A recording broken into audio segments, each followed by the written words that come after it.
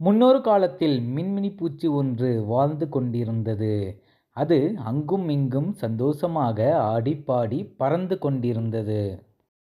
ஒரு நாள் காகம் ஒன்று மின்மினி பூச்சி வருவதை பார்த்து கொண்டிருந்தது. அந்த மின்மினி பூச்சி அருகில் வந்ததும் வாயை திறந்து அதை சாப்பிட முயற்சி செய்தது.